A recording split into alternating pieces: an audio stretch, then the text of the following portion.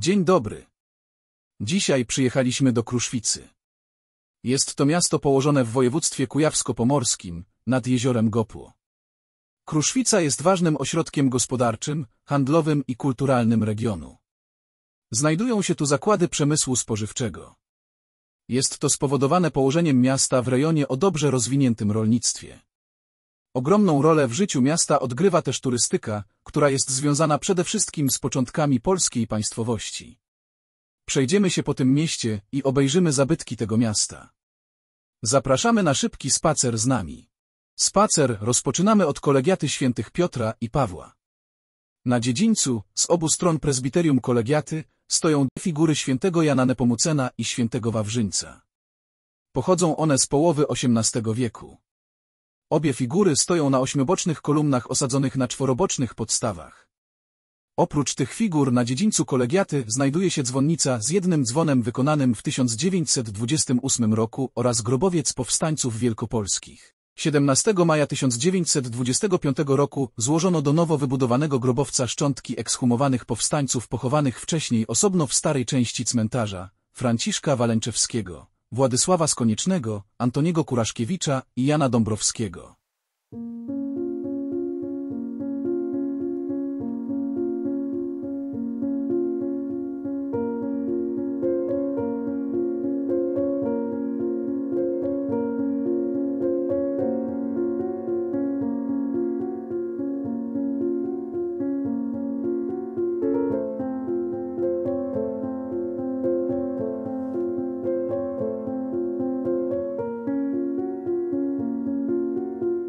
Kolegiata jest najstarszą z zachowanych na Kujawach świątyń.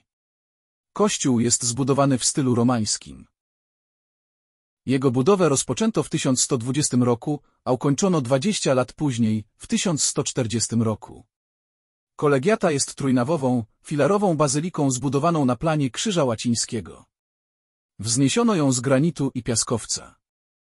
Posiada 5 apsyd o różnej wielkości i jedną ceglaną wieżę. Wyjaśnię, co to jest apsyda.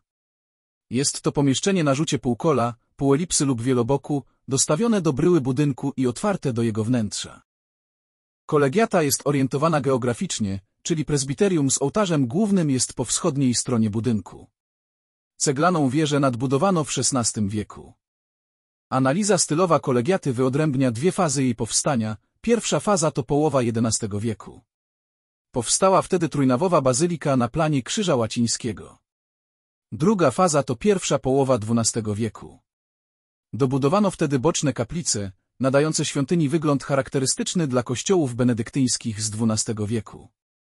Zniszczoną uderzeniem pioruna wieżę kościoła odbudowano w cegle w 1547 roku i nadano jej styl gotycki. Początkowo kolegiata posiadała wezwanie świętego Piotra Apostoła. Patronat świętego Pawła dodano między rokiem 1538 a 1559.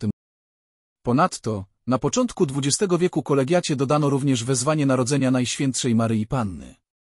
Na prośbę kardynała Stefana Wyszyńskiego dnia 25 stycznia 1970 roku papież Paweł VI podniósł kolegiatę kruszwicką do godności bazyliki mniejszej.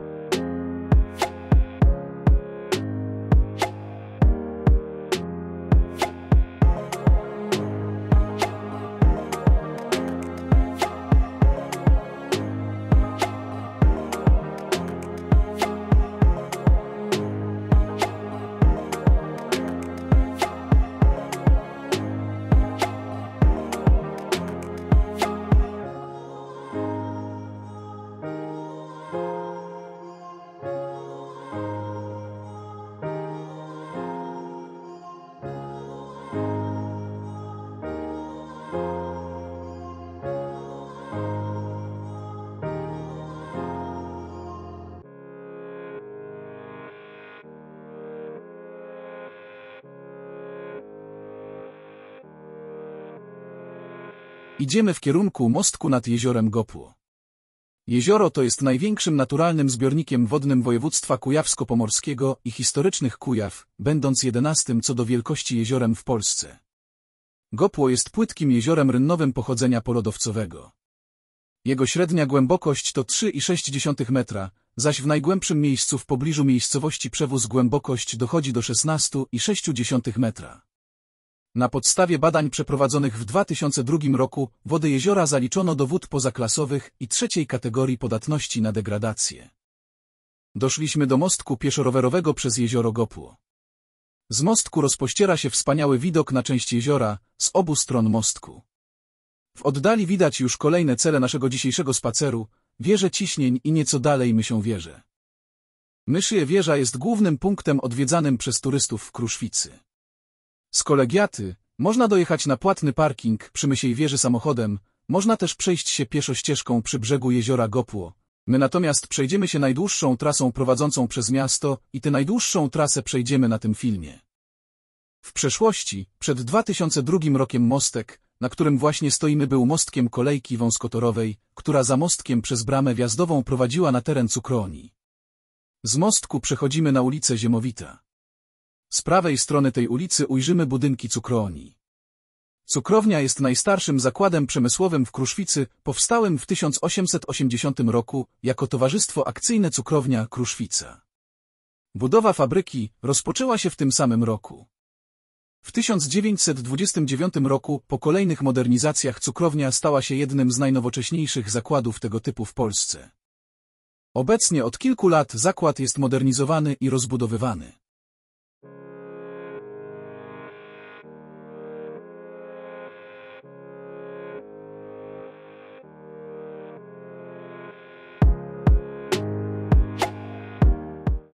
Przechodzimy na ulicę Powstańców Wielkopolskich i za chwilę na ulicę Goplańską. To tutaj z prawej strony istniała kiedyś rzeźnia, której ceglany budynek powstał w 1895 roku i stoi do dzisiaj za tym ceglanym murem. Obecnie w tym budynku znajduje się siłownia i fitness. Przechodzimy na ulicę Kraszewskiego, następnie na ulicę Kasprowicza i ulicę Lipową obejrzeć kolejny ciekawy budynek.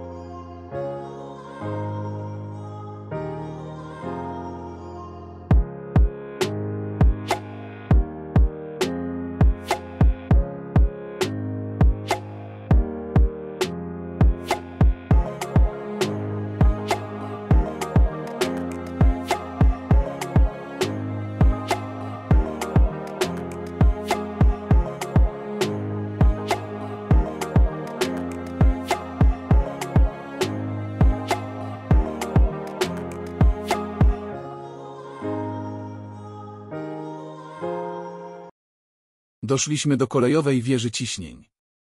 Wieża ta powstała w 1889 roku. U góry wieży znajdował się zbiornik wody. Wieża ta była elementem całego zespołu urządzeń tworzących stację wodną. Ich funkcją było dostarczanie wody do parowozów i urządzeń infrastruktury kolejowej. Linia kolejowa została dociągnięta do Kruszwicy w 1889 roku, kiedy to 1 stycznia otwarto linię pasażerską. Miała ona ogromny wpływ na poprawę dostępności komunikacyjnej mieszkańców Kruszwicy i okolic. Pierwszy budynek dworca kolejowego został zniszczony podczas II wojny światowej. Nowy budynek dworca kolejowego wybudowano po wojnie w 1965 roku. Okres świetności linii kolejowej trwał do drugiej połowy XX wieku, po czym stopniowo linia kolejowa zaczęła tracić na znaczeniu. W 1997 roku zlikwidowano linię pasażerską na odcinku Inowrocław-Rąbinek, Kruszwica. Od tego momentu rozpoczęła się też degradacja oglądanej wieży ciśnień. Jednak ostatnio wieża została odremontowana. Po obejrzeniu wieży wracamy na ulicę Niepodległości i idziemy nią w kierunku rynku.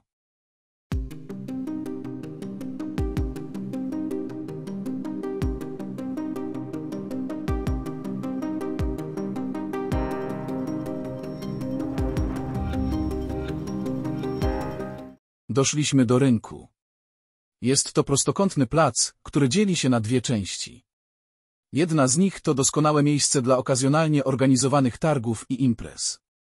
Druga ma charakter rekreacyjny, obsadzona kwiatami i krzewami, jest ulubionym miejscem odpoczynku.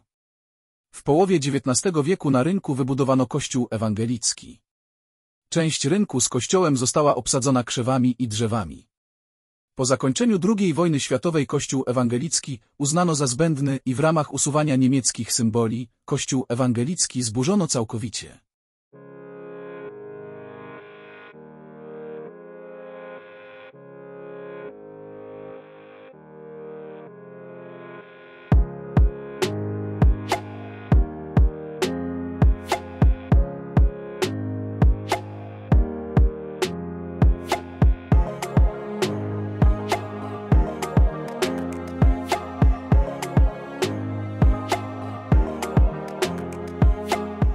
Przy wschodniej pierzei rynku znajduje się kościół świętej Teresy od Dzieciątka Jezus.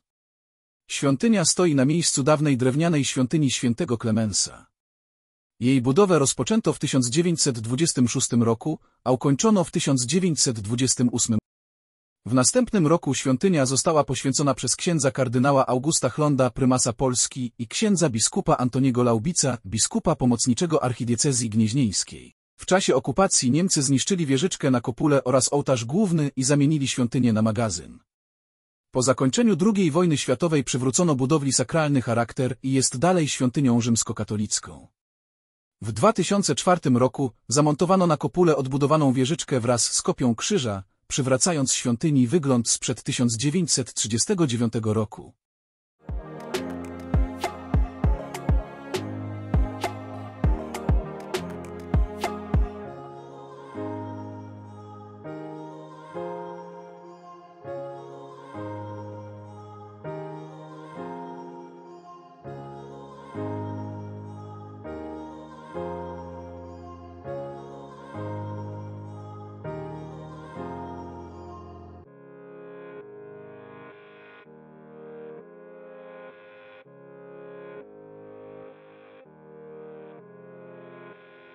Z kościoła przechodzimy przez rynek i idziemy na ulicę Poznańską oraz na ulicę Stary Rynek.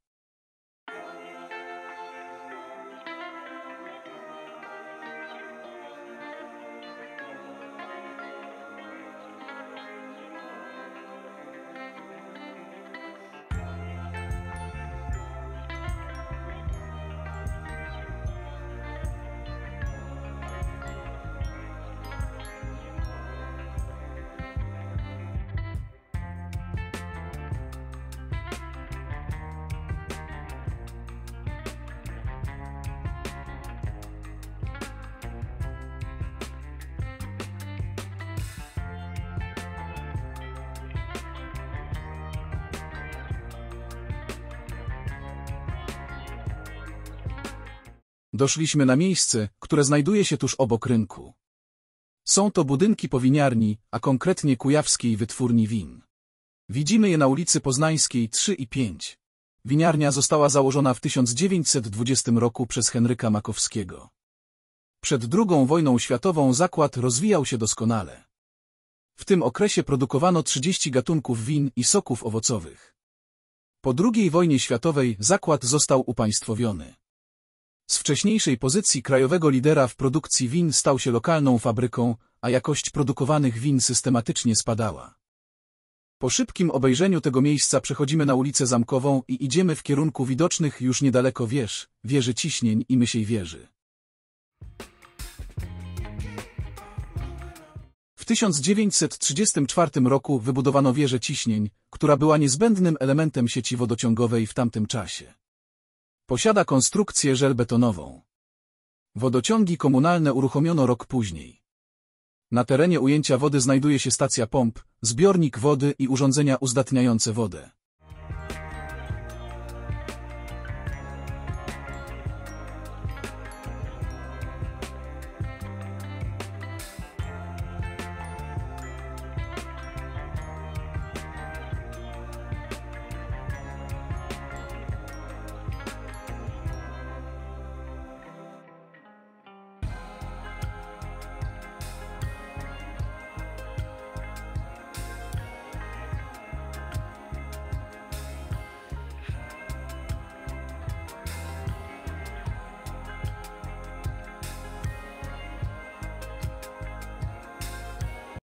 Z drugiej strony ulicy Zamkowej niż oglądana przed chwilą wieża Ciśnień, znajduje się cel większości wycieczek turystycznych do Kruszwicy, jakim jest Mysia Wieża. Wieża stanowi pozostałość zamku, zbudowanego przez króla Kazimierza Wielkiego w 1355 roku. Władca ten przebywał w Kruszwicy w latach 1358, 1359, 1365 i 1368. Zamek początkowo był warownią, która miała strzec Kruszwicy przed Krzyżakami. Następnie, po upadku tego zakonu, stał się siedzibą kruszwickiej kasztelanii i starostwa. Zamek został zajęty przez Szwedów w 1655 roku i spalony przez nich w 1657 roku. Ocalała wieża i od 1895 roku jest ona atrakcją turystyczną Kruszwicy oraz punktem widokowym. Z jej szczytu przy dobrej widoczności można dostrzec Inowrocław, Strzelno i Radziejów. Mysia Wieża wiązana jest z podaniem o Popielu, legendarnym władcy Polan lub Goplan. Obecnie oprócz wieży udostępnione do zwiedzania są też podziemia zamku. Będąc w Kruszwicy to miejsce należy koniecznie odwiedzić.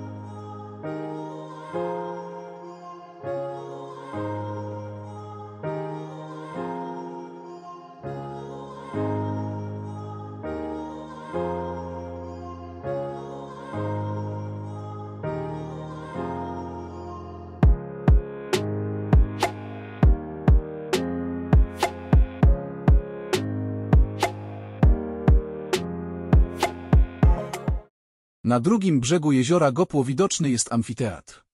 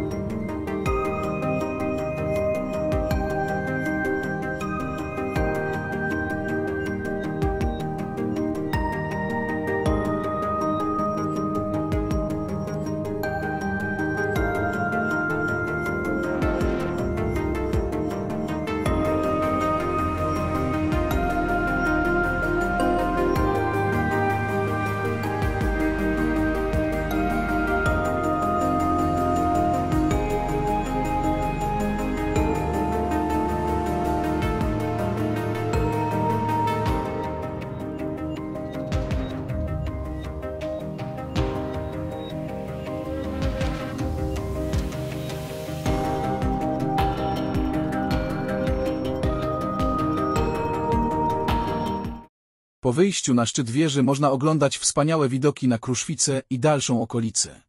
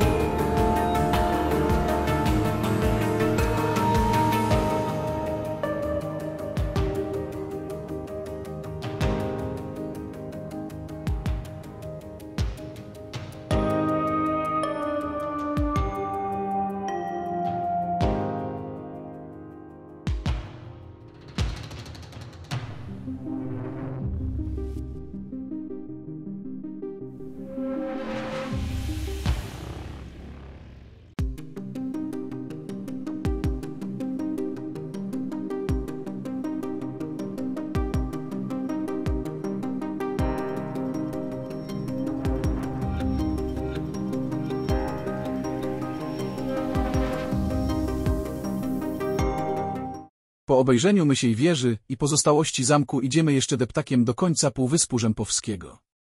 Natrafiamy tutaj na otwartą w 2012 roku Aleję Olimpijską, która jest poświęcona olimpijczykom związanym z miastem nad Gopłem. W chodniku znajdują się tablice z imieniem i nazwiskiem olimpijczyka oraz datą. Co roku są odsłaniane nowe tablice i od 12 lat już ich tutaj trochę jest.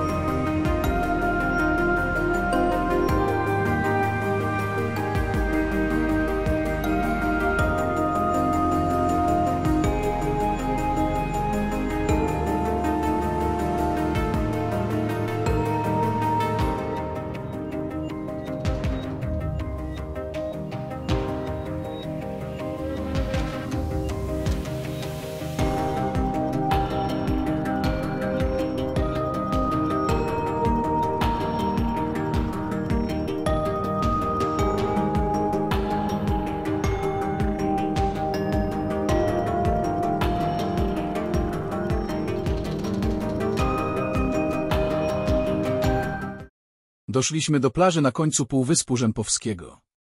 Została ona otwarta w 2012 roku. Do jej przygotowania wykorzystano 500 ton piasku. 2 lata później postawiono przy niej ogrodzony plac zabaw, bar oraz rozpoczęła działalność wypożyczalnia sprzętu wodnego. Wstęp na plażę jest darmowy. Nie zapomnij zasubskrybować tego kanału, jeśli jeszcze tego nie robisz, gdyż wkrótce ukażą się tutaj kolejne filmy o miasteczkach lub miejscach. Wciśnij łapkę w górę i napisz komentarz.